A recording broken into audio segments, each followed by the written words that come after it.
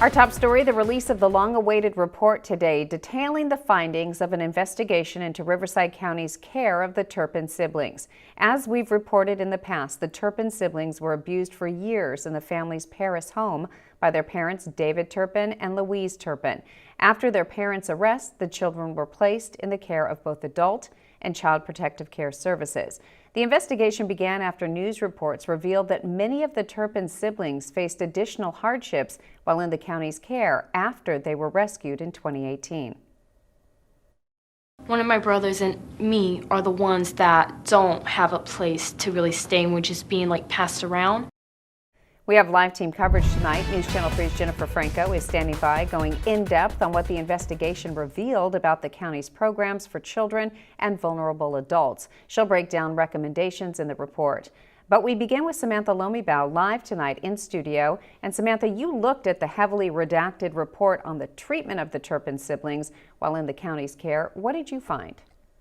Karen, today a report was released by Larson LLP, who was hired by the county in October to investigate the treatment of the 13 Turpin siblings. Much of that report, like you said, has been redacted after a judge cited privacy concerns. Now, after their parents' arrest, some of the siblings were separated into different homes for care, yet continued to face abuse even after the fact.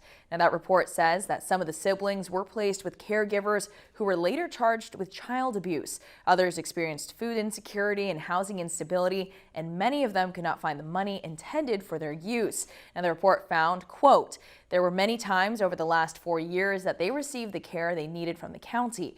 This was not always the case, however, and all too often the social services system failed them.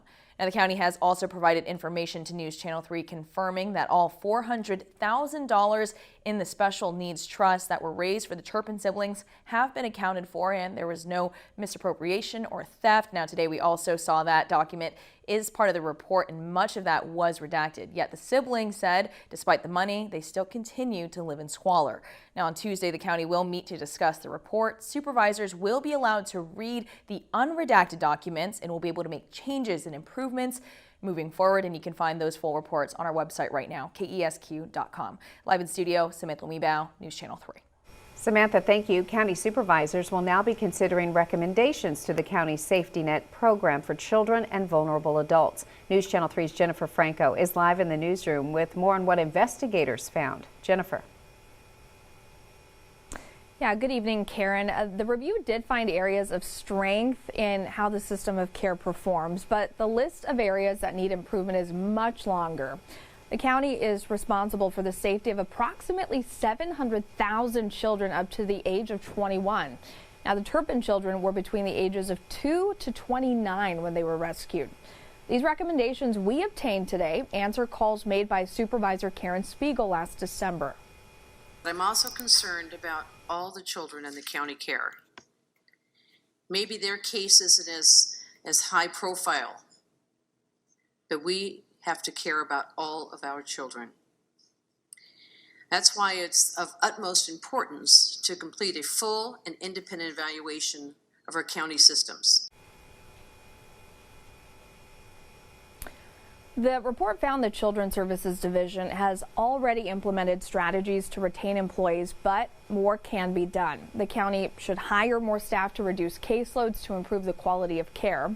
Now, this particular program has set its caseload target at 23 cases per social worker, but the report points out data from December 2021 to February 2022 indicates its average ranged from 31 to 34 cases per social worker. The county should also further increase compensation for social workers and supervisors.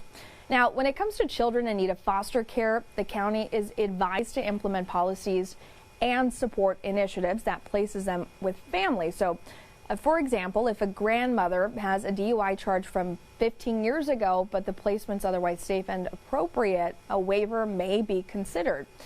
Riverside County does suffer from a severe foster parent shortage. It was worsened by the pandemic, so an increase in high-quality foster homes and more financial support to resource families is also recommended.